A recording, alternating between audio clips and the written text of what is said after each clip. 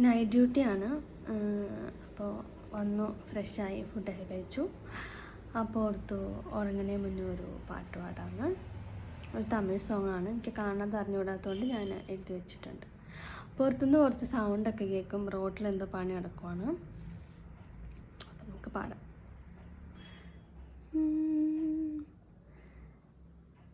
നീയും നാനും சேர்ந்தே செல்லும் நேரமே, நீலம் கூட வானில் இல்லை, எங்கும் வெள்ளை மேகமே, போக போக ஏனோ நீளும் தூரமே,